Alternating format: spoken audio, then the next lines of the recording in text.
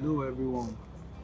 In today's video, I want to share with you a very important life lesson through the story of one of my students. If this is your first time here, don't forget to hit the subscribe and notification buttons so that you don't get to miss out on anything. In 2017, I was a teacher in a boarding school to grade 7, grade 8 and grade 9 students. At the end of the academic year, the school held our annual speech and prize giving day, a program where the best students in each class and for each subject were given prizes. After all the best student prizes had been given out, there was an announcement that there was going to be a new prize to be given out. This prize had not been in the tradition of the school.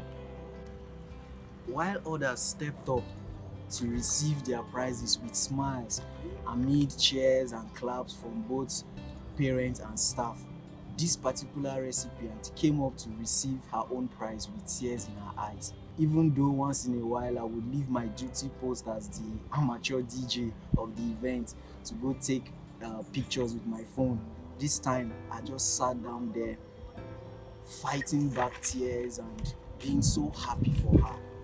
Her name was Divine Banzakah, a 14-year-old student that was in grade 7. She was probably the oldest in a class that had mostly 10 and 11-year-olds. Divine, due to her educational background, was placed in a rather disadvantaged position, especially in her spoken and written English. I remember times where I had to ignore her spelling and grade her based on her understanding of the concepts that was being examined. Now, but despite this setback, every teacher in that school could testify of how much Divine had improved at the end of that academic year. I recently spoke with another female student who was in the same dormitory with Divine, and she told me of how Divine would stay up late at night to study while others were asleep. She also told me of how Divine wisely picked some of the best students to be her reading partner so that she could ask questions on topics she did not fully understand. Chief Kira, in his book You Can Win, said that success in life is not determined by how we are doing compared to others, but by how we are doing compared to what we are capable of doing. He also said that successful people compete against themselves. In Galatians chapter 6 verse 4, the Bible says, "Let every man prove his own work, so that he may have rejoicing in himself alone and not in others." I was meditating on these things recently, and I decided to seek Divine's permission and that of her parents to share her story with you. So, what was this prize that Divine received? It was the prize of the most improved student. You see, Divine kept improving every single term. She kept breaking her own record.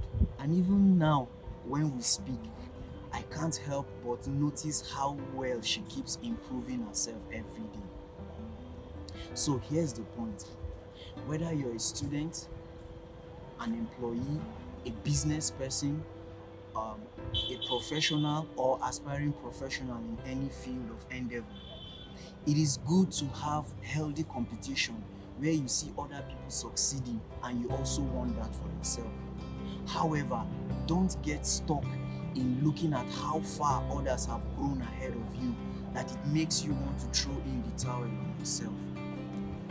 Instead of focusing on the fruits, why not go down to the root of success? Truth is, you will not get there overnight, but you can start the process that will lead you to success right now.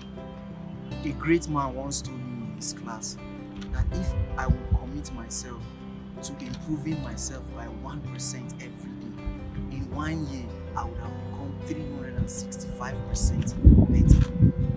So instead of being discouraged and sometimes even feeling jealous, why not celebrate the success of others and then resolve to improving yourself every single day? There's enough room in the sky for all the stars to shine. Focus on discovering and cultivating what God has placed inside of you.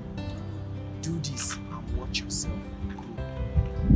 Do take care of yourself And I'll see you next week, God willing, with another insightful video. Bye for now.